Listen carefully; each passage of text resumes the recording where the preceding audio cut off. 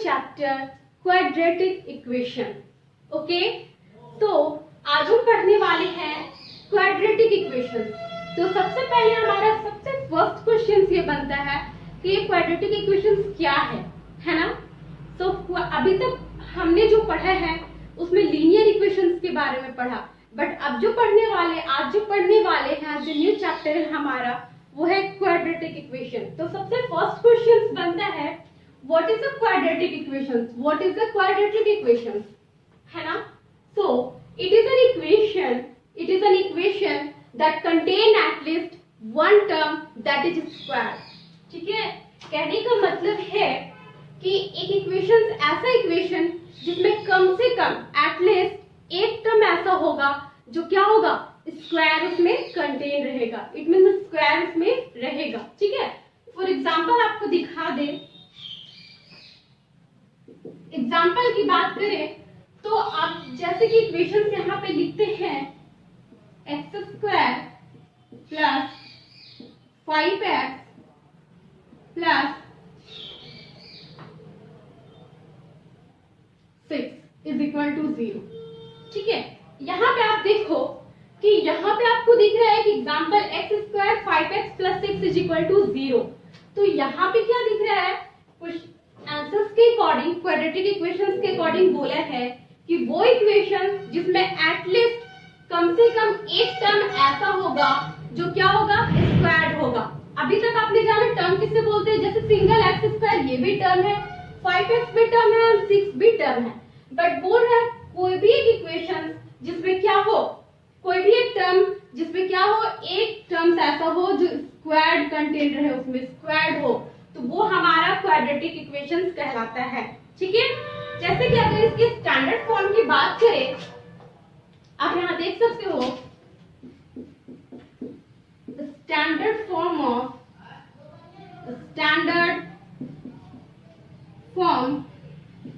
Of quadratic equation.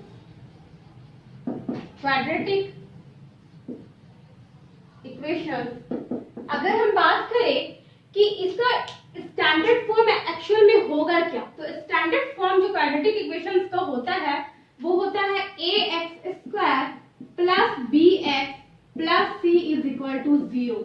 ठीक है, ax square plus bx plus c is equal to 0, जहां पे कंडीशन है कि where a not equal to 0। आप यहाँ देखो अगर a में 0 हो जाता है, ठीक है, a 0 हो जाता है, इट मींस ये x स्क्वायर भी 0 हो जाएगा ना, ये पूरा 0 हो जाएगा। तो आपके पास से बचेगा जो टर्म वो bx प्लस c बचेगा। तो bx प्लस c जो होगा वो आप देखोगे एक लीनियर इक्वेशंस का ये जनरल फॉर्म आपको दिखता होगा, ये एक स्टैंडर्ड फॉर्म दिखेगा। ठीक है, किसका, लीनियर इक्वेशंस का। तो लीनियर इक्वेशंस का bx प्लस c दिखेगा। हमें क्या चाहिए, क्वाड्रेटिक। तो क्वाड्रेटिक के लिए कभी भी ये स्क्वायर वाला जो कोफिशिएंट है, इट मींस a जो है वो 0 नहीं होना चाहिए, तभी ये क्या कहलाएगा, क्वाड्रेटिक इक्वेशन। इसका एग्जांपल आपने जस्ट पहले देखा, देखो ax स्क्वायर, a यहाँ पे 1 है, x square plus bx, b means 5 and x plus c means constant term c 6। तो ये क्या है, this is a quadratic equation. Okay, तो यहाँ पर अभी तक समझ में आ गया क्वाड्रेटिक इक्वेशंस में स्टैंडर्ड फॉर्म का कंडीशन क्या है, a नॉट इक्वल टू 0 होना चाहिए। ठीक है, तो अब हम क्या देखते हैं, अब हम देखते हैं कि किस तरह से हम क्वाड्रेटिक इक्वेशंस को सॉल्व करेंगे, क्योंकि आपके चैप्टर्स में जो आप एक्सरसाइज पढ़ोगे उसमें क्या है, आपको क्वाड्रेटिक इक्वेशंस को सॉल्व करना, बट उसके तरीके क्या होंगे वो हम देखते हैं। ठीक है,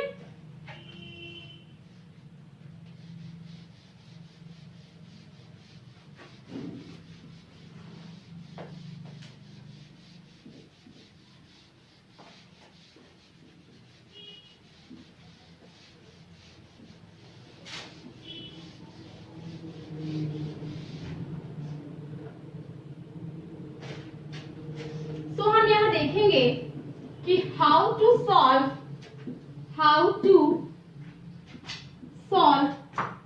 quadratic equations. Quadratic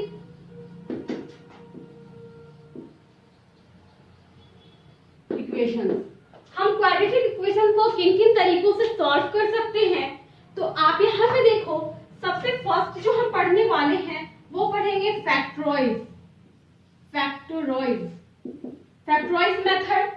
and second हम पढ़ेंगे हम कंप्लीटिंग द स्क्वायर। ओके, क्या पढ़ेंगे? कंप्लीटिंग द स्क्वायर, है ना। सो सेकंड पढ़ने वाले हैं हम completing the square and third one using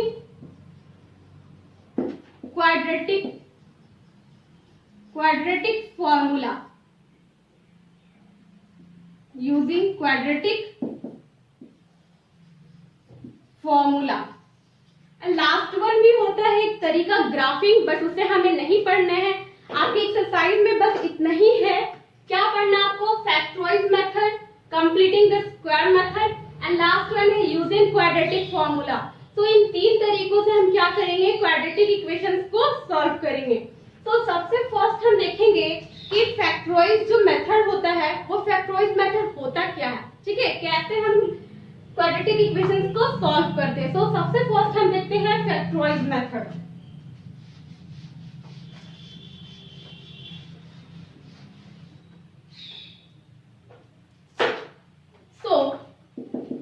factorise method का एक एग्जांपल अगर ले ले, तो अगर आप कोई भी क्वाड्रेटिक इक्वेशंस यहाँ पे ले सकते हो, तो हम यहाँ पे मान लो कि यहाँ पे ले लेते हैं 6x square plus 5x plus 1 is equal to 0।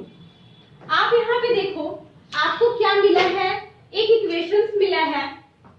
यहाँ पे 6 लिख देते हैं, ठीक है, यहाँ पे 6 ले देते हैं, ये एक अच्छा एग्जाम्पल हो जाएगा। देखो यहाँ पे आपके सामने एक एग्जाम्पल है x स्क्वायर 5x प्लस 6। तो हम देखो यहाँ पे फैक्टराइज मेथड से हमें यहाँ पे सॉल्व करना है। तो फैक्टराइज मेथड क्या होता है? तो इस केस में हम क्या करते हैं? सबसे पहले जो फर्स्ट टर्म है एंड जो लास्ट टर्म है, फर्स्ट टर्म लास्ट टर्म, इन दोनों को हम क्या करते हैं? इन दोनों को हम मल्टीप्लाई करते हैं, ठीक है, मल्टीप्लाई करते हैं। तो जब आप मल्टीप्लाई करोगे तो आपके पास आ जाएगा 6 into x square 6x square, यही आएगा। तो आप जब इसे बनाओगे तो इसे बनाने का तरीका क्या है कि जो फर्स्ट टर्म होता है वो सेम एज इट इज हम लिखते हैं एक्स स्क्वायर, एंड जो लास्ट होता है प्लस 6 उसे प्लस 6 लिखते हैं। बट मिडिल वाले को हमें क्या करना होता है? स्प्लिट करना होता है, मिडिल वाले को हमें तोड़ना होता है। लेकिन उसके लिए क्या है? पहले लास्ट टर्म एंड पहले first term and last term को मल्टीप्लाई करेंगे तो 6x स्क्वायर, इसे हमें इस तरह से तोड़ना है कि इसे ऐड करने पे या सब्ट्रैक्ट करने पे मिडिल टर्म आए, ऐड करने पे या सब्ट्रैक्ट करने पे मिडिल टर्म आए, बट मल्टीप्लिकेशन में हमेशा क्या आए? 6x स्क्वायर आए। ध्यान रहे, इसे हमें दो टर्म में तोड़ना है, दो टर्म में आपको तोड़ना है, ठीक है, दो टर्म में आपको तोड़ना है। तो आप यहाँ देखो x स्क्वायर है तो दोनों में हम x लिख देते हैं सबसे पहले, ये तो टूट गया। बट 6 है तो 6 के लिए हम क्या करेंगे? आप यहाँ एलसीएम ले सकते हो, तो 2 3 जा 6 होता है। और आप यहाँ ध्यान दो, 2 प्लस 3 भी क्या होता है? 5 होता है, तो आपको 5 ही तो लाना है। तो 2 एक इसमें लिख देते हैं और 3 यहाँ पे लिख देते हैं। आप 3 इसमें भी लिख सकते हो, 2 इसमें भी लिख सकते हो, आपकी मर्जी। तो 2x एंड 3x को जब हम ऐड करते हैं तो 5x आता है, एंड 2x प्लस 3x को जब मल्टीप्लाई करते हैं तो 3 2 जा 6 एंड x स्क्वायर आता है, ठीक है। तो हम यहाँ पे मिडिल टर्म को बहुत इजीली से स्प्लिट कर लिए। क्या आ गया मेरा यहाँ पे?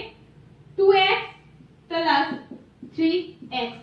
तो इस तरह का आपके पास आ गया। फैक्टराइजेशन मेथड यही होता है, सबसे मेन स्टेप आपका यही होता है कि किस तरह से हम मिडिल टर्म को स्प्लिट करते हैं, ठीक है।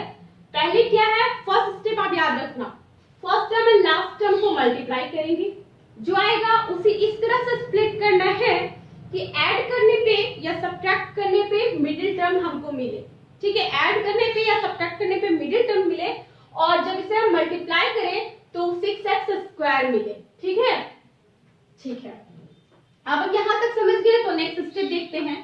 आप इन दोनों में और ये दोनों में हम कॉमन देखेंगे, ठीक है। हम इन दोनों में क्या कॉमन देखते हैं? इन दोनों में कॉमन देखेंगे तो कॉमन देखो, इसमें x है, इसके पास भी x है, तो x कॉमन ले लेंगे तो इसके पास क्या बचेगा? x बचेगा, x स्क्वायर प्लस यहाँ पे x कॉमन लेंगे तो क्या बचा? इसके पास 2 बचा, तो 2 इंटू एक्स 2x हुआ।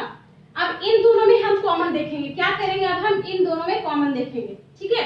तो आप यहाँ ध्यान दो कि इसके पास 3 है तो इसके पास भी तो 3 होगा, तो 3 कॉमन ले लिए, यहाँ पे x हुआ तो 3 इंटू एक्स 3x प्लस यहाँ से 3 कॉमन ले लिए तो यहाँ क्या बचेगा, इसके पास कितना बचा, सिर्फ 2 बचा ना, 3 2 जा 6, तो 2 बचा। तो यहाँ तक आपको समझ में आ गया होगा। अब आप यहाँ पे देखो, ये इक्वल यहाँ पे 0 करते जा रहे हैं, यहाँ पे देखो, यहाँ पे x प्लस 2 एक तो कॉमन है, x प्लस 2 इन दोनों में है, x plus 2 x plus 2, and जो आपके पास है x और यहाँ प्लस 3 है, सो x प्लस 3, ठीक है, इक्वल टू 0। यहाँ देखो, यहाँ तक आपको समझ में आ गया है। यहाँ तक जब समझ में आ गया है तो अब आप देखो यहाँ पे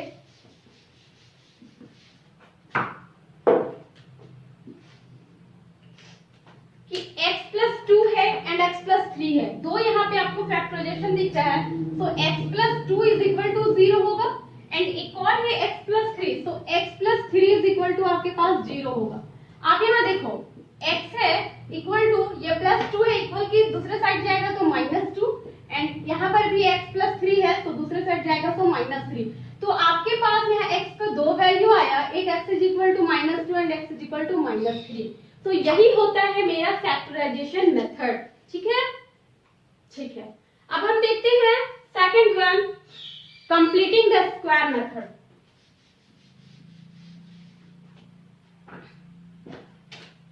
सेकंड है कंप्लीटिंग द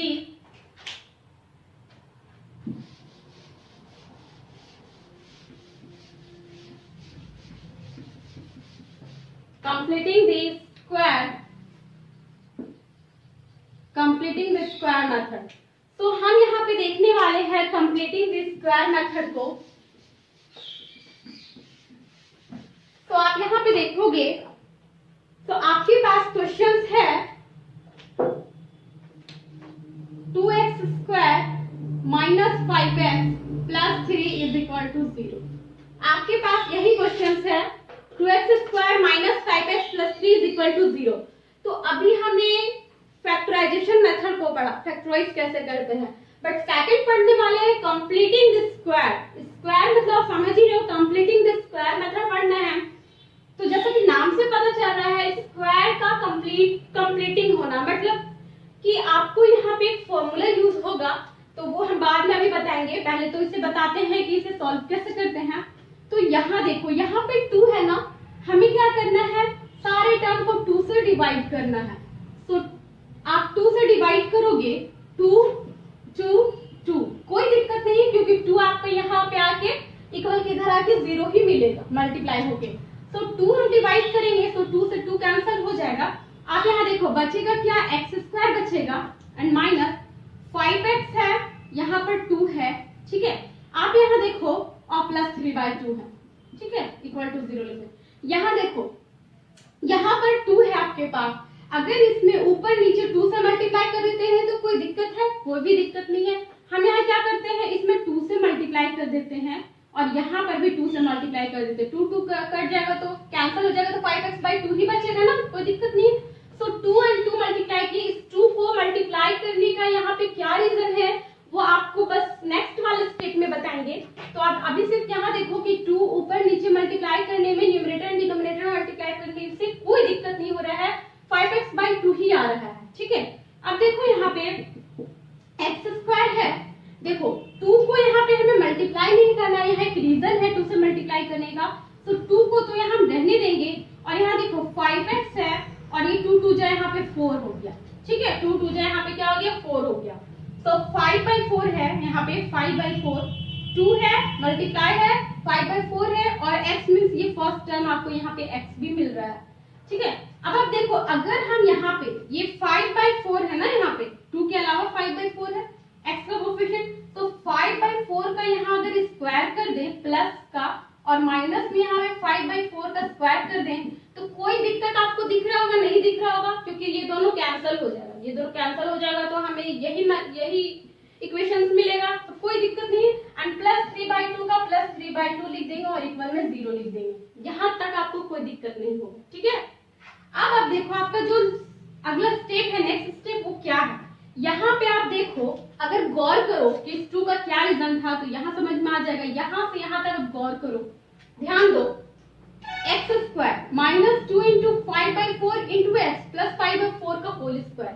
आपने एक फॉर्मूला पढ़ा होगा ए स्क्वायर, ठीक है, minus 2ab plus B square is equal to A minus B का होल स्क्वायर। आप इस तरह का फॉर्मूला पढ़े हैं?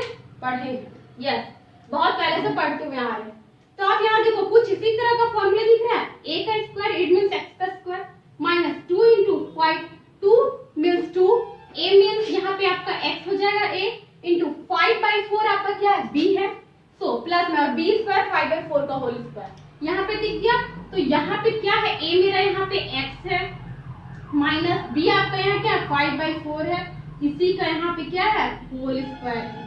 ये समझ में आ गया क्यों हम यहाँ पे 2 का रीजन क्या था मल्टीप्लाई करने का, इस फॉर्मूला में लाने का, ठीक है, a माइनस बी का whole square it means x minus 5/4 का होल स्क्वायर। यहाँ तक समझ में आ गया। अब इन दोनों का देखो, आपको ये चीज करना नहीं है, आपको करके बताया जा रहा है। यहाँ पे 5 का जब स्क्वायर करेंगे तो यहाँ पे क्या आएगा 25 एंड 4 का स्क्वायर करेंगे तो 16 आएगा प्लस 3/2 है एंड इक्वल टू 0। अब हम देखते हैं नेक्स्ट स्टेप।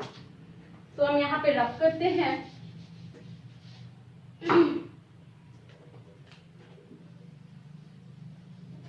देखो आप यहाँ पे x माइनस 5/4 का होल स्क्वायर है, तो हम यहाँ पे रहने देते हैं x माइनस 5/4 का होल स्क्वायर। आप यहाँ देखो, ये माइनस में है, ये जितना है माइनस में 25/16 प्लस 3/2 सब हम इक्वल की दूसरे साइड ले जाते हैं।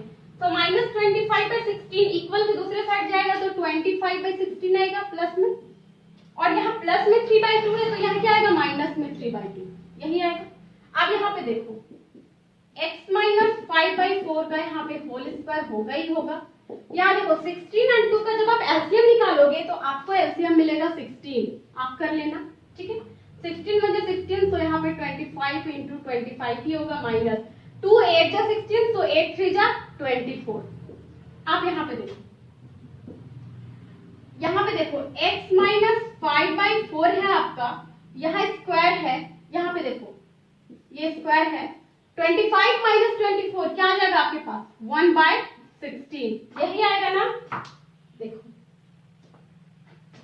अब मैं कहाँ बताऊं आप लोगों को, तो यहां देखो,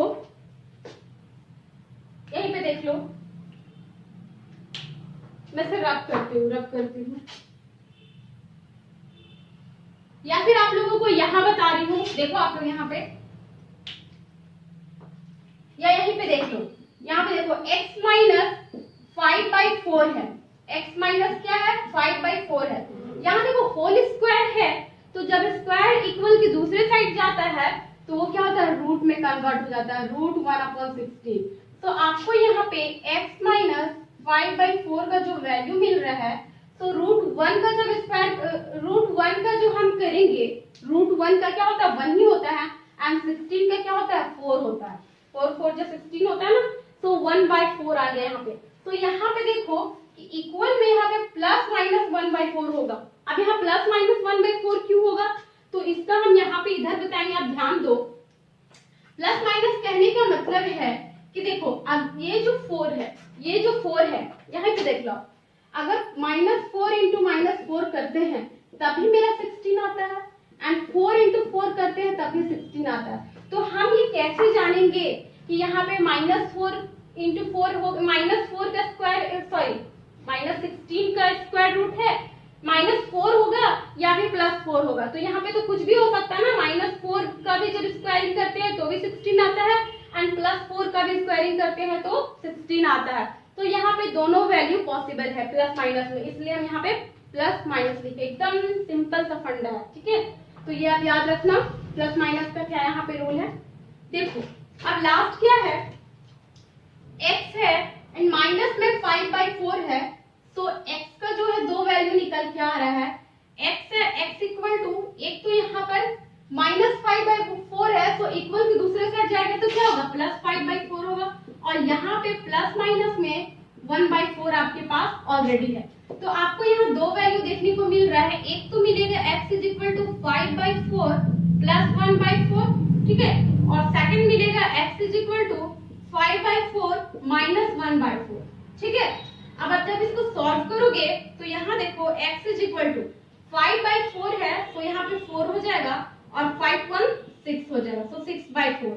एक और x की बात करें तो यहाँ देखो 5 पे यहाँ पे तो 4 होगा, 5 माइनस 1 क्या हो जाएगा, 4 हो जाएगा। सो 2 2 जा 4, 2 3 जा 6, 4 1 जा 4, 4 1 जा 4। सो आपके पास जो x का वैल्यू मिला, एक 3 मिला, एक क्या मिला, x का वैल्यू 1 मिला। तो आप यहाँ ध्यान दे सकते हैं x का दो डिस्टिंक्ट वैल्यू मिला है, x is equal to 3 and x is equal to 3/2 है ना। ये कितना मिला है, 3/2 and x is equal to 1। I hope कि आपको ये क्वेश्चन भी समझ में इजिली आ गया होगा। थोड़ा सा ये टफ माना जाता है completing the square method, but बहुत इजी है। अगर आप स्टेप बाय स्टेप प्रैक्टिस करोगे तो आपको बिल्कुल ये इजी लगने लगेगा, ठीक है। बहुत इजी है। पहले क्या करने हैं आपको, किसी भी तरह से a माइनस बी का होल स्क्वायर के फॉर्मूला में उसे क्या करना है, कन्वर्ट करना है। तो आप 2 से मल्टीप्लाई करोगे इस 2 को, तो यहाँ पे रीजन यही होता है इस 2 से मल्टीप्लाई करने का, ठीक है। तो इस तरह का आप मेथड लाना है और यहाँ पे एक सिंपल स्क्वायर में आना चाहिए, इसलिए 2 से किए ताकि ये 2 2 कैंसिल हो जाए। तो ये अगर आपको समझ में आ गया होगा स्टेप, तो आप इजीली इस तरह का कोई भी क्वेश्चन आप इजीली क्या कर सकते हो, इस कंप्लीटिंग द स्क्वायर मेथड से सॉल्व कर सकते हो, ठीक है। सो अब हम लास्ट वन देखेंगे। लास्ट वन है मेरा quadratic formula, using quadratic formula. तो यहाँ पे मैं रख करती हूँ, आप पहले इसको लिखोगे, देन इसको एंड लास्ट इसे, ठीक है।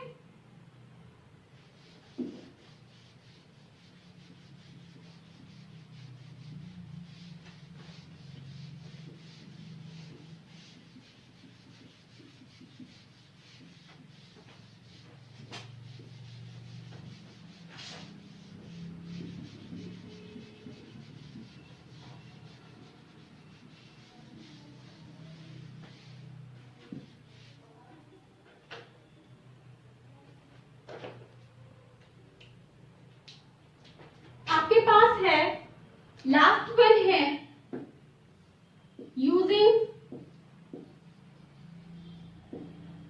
Quadratic formula, using quadratic formula,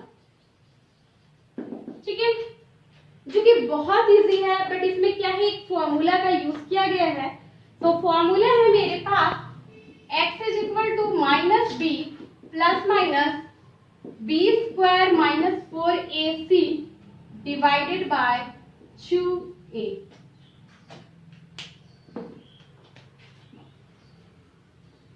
ये आपके पास फॉर्मूला है क्वाड्रेटिक फॉर्मूला, ठीक है। तो इस फॉर्मूला को हम यहाँ पे कैसे यूज करेंगे, तो आप यहाँ पे देखो,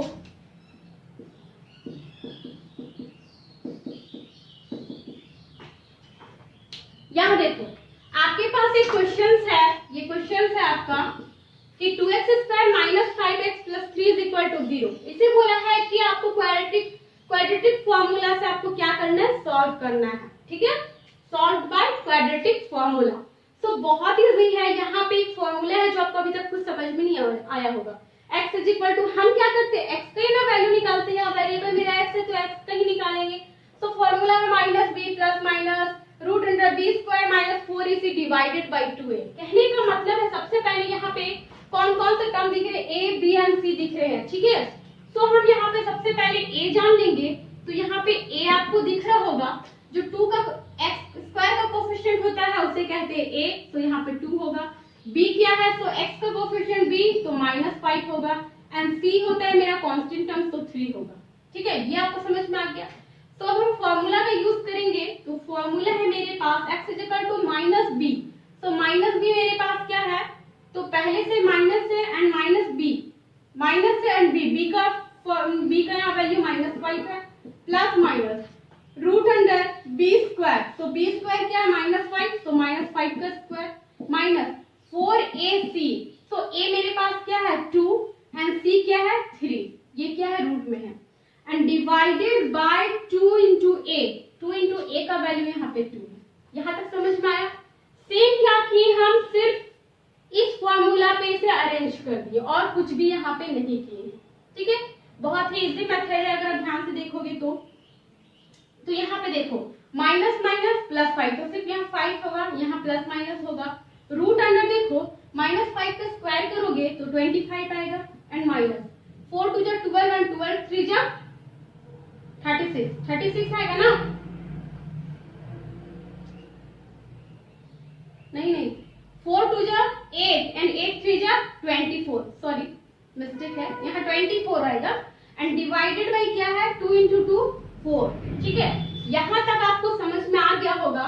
तो अब आप यहाँ पे देखो, इसलिए यहाँ पे देखो x इज इक्वल टू, ठीक है, यहाँ पे 5 है एंड प्लस माइनस यहाँ पे रूट अंडर 25 माइनस 24 है, सो रूट अंडर -1 आएगा यहाँ पे, और -1 का रूट क्या होता है, स्क्वायर रूट, यहाँ पे सिर्फ 1 आएगा, 1 होगा। ठीक है, तो 1 होगा और डिवाइडेड बाय यहाँ पे 4 हो जाएगा। अब यहाँ भी देखो आपके पास x का दो वैल्यू मिल रहा है, एक तो x is equal to 5 plus 1 by 4 मिल रहा है, second x is equal to 5 minus 1 by 4 मिल रहा है ना, प्लस माइनस 1।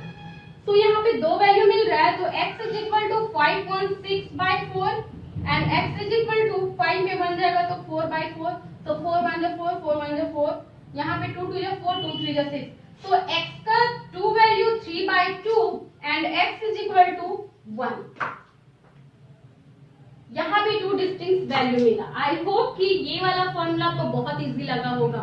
हो सकता है मे बी सेकंड वाला कंप्लीटिंग द स्क्वायर मेथड है वो थोड़ा सा आपको थोड़ा सा लगा होगा डिफिकल्ट, क्योंकि वो थोड़ा सा डिफिकल्ट है, बट डिफिकल्ट है नहीं। अगर आप उसे रेगुलरली प्रैक्टिस करोगे ना 2-3 बार, तो 2-3 क्वेश्चंस तो आपको बहुत इजी लगेगा स्टेप बाय स्टेप। ठीक है, तो ये स्टेप भी बहुत इजी है, इसमें सिर्फ फॉर्मूला वाइज आपको पुट कर देना है एंड आपको फाइनली आंसर मिल जाएगा।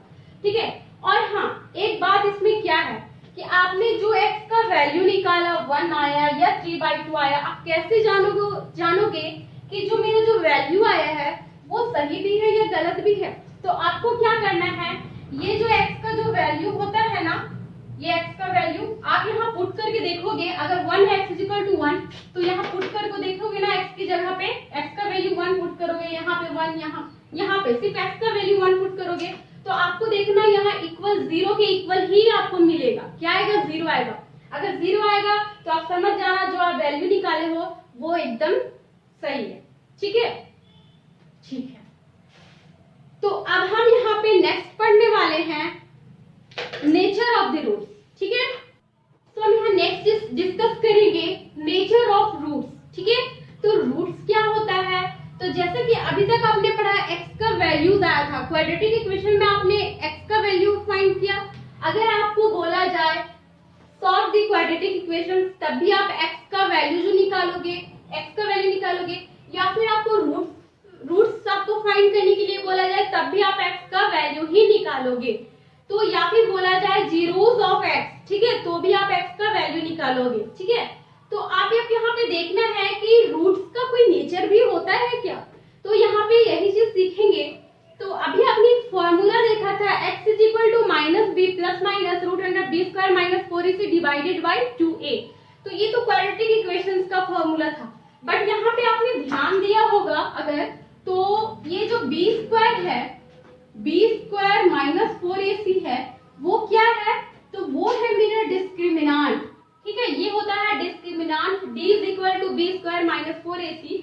यही d आपको बताता है कि जो आपके रूट्स है उसका नेचर क्या है। ठीक है, उसका नेचर पॉजिटिव है, नेगेटिव है, क्या है। ठीक है, उसका जो वैल्यू मिलेगा वो 2 डिस्टिंक्ट वैल्यू देगा या नहीं देगा, या फिर 2 इक्वल रूट्स देगा, या फिर आपको कोई रूट्स देगा ही नहीं। तो उसी चीज को हम यहाँ डिस्कस करेंगे। अगर आपको बोल दिया जाए, एक क्वेश्चन दे दिया जाए कि x square plus 4x plus 5 is equal to 0, कि इसे आप क्या करो, सॉल्व करो, इस क्वाड्रेटिक इक्वेशन को सॉल्व करो।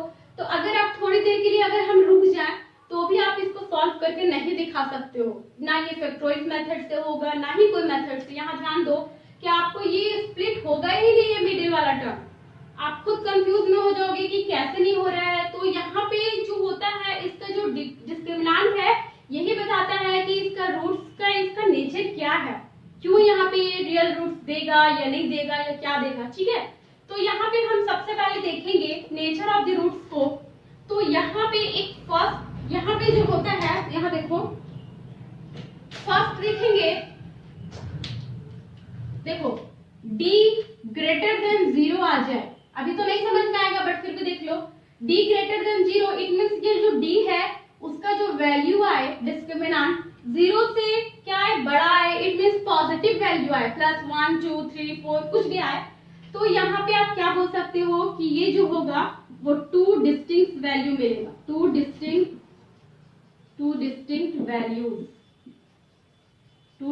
वैल्यूज। ठीक है, या फिर लिख सकते हो टू डिस्टिंक्ट रियल रूट्स लिख दो। यहाँ पे टू डिस्टिंक्ट क्या मिलेगा आपको, रियल रूट्स मिलेगा। ठीक है, अगर इसके एग्जांपल की बात करें तो आप यहाँ पे एक एग्जांपल देख सकते हो, इसका यहाँ पे एग्जांपल में देख लो। तो एग्जांपल में अगर बात करें रियल रूट्स क्या हो सकता है, जैसा आपने इससे पहले वाले जस्ट देखा आपने कि आपको क्या मिला, x इज इक्वल टू क्या मिला था, एक 3/2 मिला था ना, 3/2 और एक x इज इक्वल टू 1 मिला था। तो यहाँ देखो एक सेम तो वैल्यू नहीं है x का, अलग अलग डिस्टिंक्ट वैल्यू है ना, और रियल रूट्स है।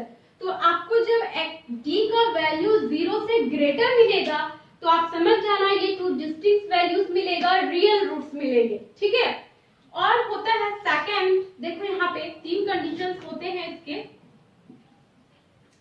तो हम यहाँ पे देखेंगे, अब सेकंड है d इज इक्वल टू 0, जब d का वैल्यू, जब d क्या होगा 0 के इक्वल हो जाए तो हमें क्या मिलेगा, 2 इक्वल रूट्स मिलेंगे, 2 इक्वल रूट्स। ठीक है, 2 इक्वल रूट्स, इक्वल रूट्स में क्या आ जाएगा आपके पास, तो आप यहाँ ध्यान दो, इक्वल रूट्स में आपको मिलेगा यहाँ पे जैसे कि x का वैल्यू आपको मिल जाएगा 1 1, या फिर आपको ऐसे भी मिल सकता है जैसे कि यहाँ पे एक और आप देख लो, x का वैल्यू आपको मिल सकता है 2 2, ठीक है, 3 3 4 4 कुछ भी, बट क्या होगा रियल में मिलेगा और 2 इक्वल रूट्स मिलेंगे। ठीक है, तो ये याद रखना। थर्ड वन जो आपके पास है वो d लेस देन 0, इस लेस देन 0 का मतलब क्या है, इसका मतलब ये है कि इस लेस देन का मतलब होता है कि 0 का जो d का वैल्यू होगा वो क्या होगा, नेगेटिव में होगा, -1 -2 -3 कुछ भी हो सकता है। तो इस केस में क्या होता है, इसमें कोई भी रियल रूट्स नहीं होते हैं, तो नो रियल रूट्स, यहाँ पे लिख दोगे नो रियल रूट्स। ये क्या होता है, कोई भी इसका रियल रूट्स नहीं होता है। ठीक है, तो ये बात आपको याद रखना है, यही होता है नेचर ऑफ रूट्स। अगर आपको फाइंड करने को दे दे कि नेचर ऑफ रूट्स, इस इक्वेशंस का नेचर ऑफ रूट्स बताएं, तो चलो हम इस इक्वेशंस को आपको दिखा देते हैं। ठीक है, तो आप यहाँ पे देखो,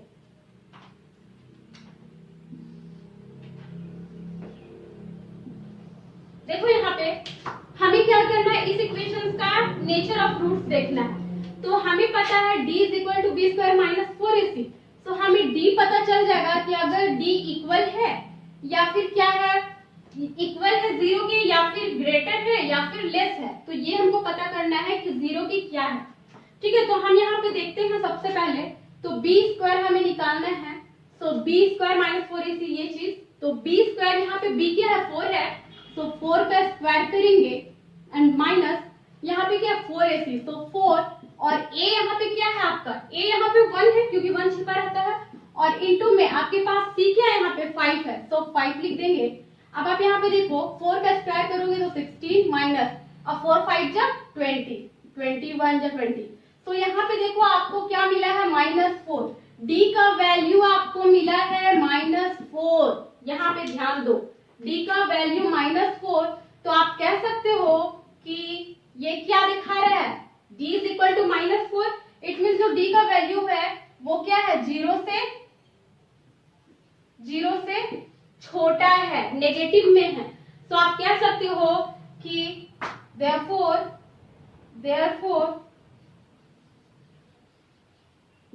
it has no real roots। ठीक है, इसका कोई भी रियल रूट्स नहीं होगा। तो यही होता है nature of the roots. I think आपको ये वाला बहुत अच्छे से समझ में आ गया होगा। इस तरह का कोई भी क्वेश्चन हो सकता है, कोई भी क्वेश्चन आपको दे दिया और पूछ देगा नेचर ऑफ द रूट्स, तो आपको इसी तरह से b स्क्वायर माइनस 4ac से आपको पता करना है कि d इक्वल है 0 के या लेस है या ग्रेटर है। जैसा होगा उसके अकॉर्डिंग यहाँ पे आपको लिखा हुआ है कि उसको 2 डिस्टिंक्ट रियल रूट्स मिलेंगे। कब? जब d ग्रेटर देन 0 होगा। जब d इक्वल टू 0 होगा मीन्स 2 इक्वल रूट्स मिलेंगे। जब d लेस देन 0 होगा it means no real roots मिलेंगे। ठीक है, तो आपको ये बात ध्यान रखना है। ठीक है, आई होप कि आपको ये सारा इंट्रोडक्शन पार्ट जो क्वाड्रेटिक इक्वेशंस का है वो आपको बहुत अच्छे से समझ में आ गया होगा। ठीक है, तो हम इस जितने भी आज बताया गया है, जितना भी टॉपिक या फिर सब टॉपिक बताया गया आपका, इसका यूज करेंगे हम न्यू एक्सरसाइज 4.1 में। तो thank you, thanks for watching.